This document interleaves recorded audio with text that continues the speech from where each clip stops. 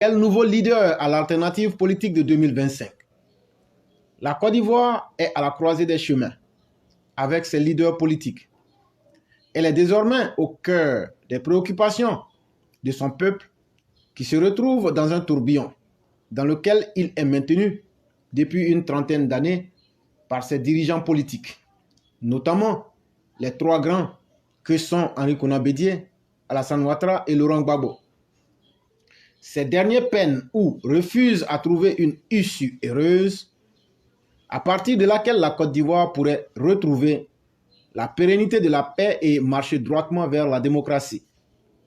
Il est grand temps de réfléchir à une nouvelle génération de leaders, capables de relever plusieurs défis comme ceux du savoir, du développement et de la promotion de la démocratie, des droits humains et de la mise en place de la nouvelle condition de paix, de justice, d'équité et de liberté, gage d'un développement durable.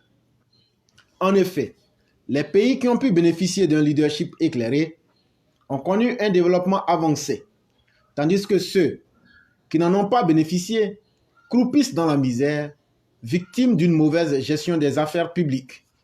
De ce point de vue, le cas de la Côte d'Ivoire est particulièrement critique. C'est la raison pour laquelle, après la mort du père Félix Houphouët-Boigny, on ne peut s'empêcher d'évoquer cette question de leadership et de sa bonne compréhension.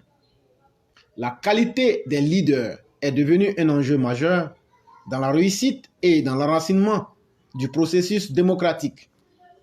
La problématique et la résilience de la paix résultant de la démocratisation restent encore floues dans les mentalités ivoiriennes en raison des séquelles des crises sociopolitiques récurrentes qui en ont découlé.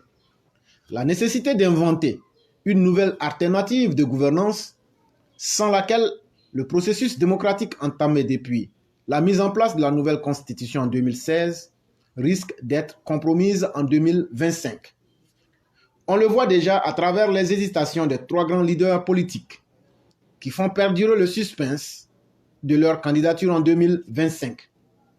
Cependant, quelle velléité politique adviendra au regard des situations gérontologiques de nos trois leaders aux échéances électorales prochaines, surtout que leurs états physiques actuels laissent à désirer. Il serait nécessaire de faire émerger une nouvelle génération de leaders capables de poursuivre la dynamique de développement entamée, capables aussi de mieux défendre les intérêts des populations à partir du respect scrupuleux des différentes institutions étatiques. Ce respect des institutions est loin d'être un acquis à cause de plusieurs influences contradictoires que les responsables des partis politiques et affidés maugréent. À cela s'ajoutent les pesanteurs ethno-sociales. L'engagement politique de la jeune génération se construit et prend forme à partir de l'héritage acquis auprès des mentors et de l'expérience. L'émergence de nouveaux leaders ne se fera pas sans la prise en compte de nombreux facteurs et situations complexes. Ces nouveaux leaders seront en compétition avec le reste de la fratrie politique et le meilleur sera le choix de la majorité. Nous osons croire qu'à l'issue de leur rencontre prochaine, dans le cadre du dialogue politique, l'intérêt supérieur de la nation primera sur toute autre considération. C'est une réflexion de Idriss Dagnogo, ivoirien résident en France, et ça a été tiré de connexioivoirienne.net. C'est une réflexion assez intéressante quand même, qui peut nous projeter dans les spéculations politiques pour essayer d'apporter d'autres idées pour éclairer la lanterne de plusieurs personnes. C'est vraiment intéressant comme idée.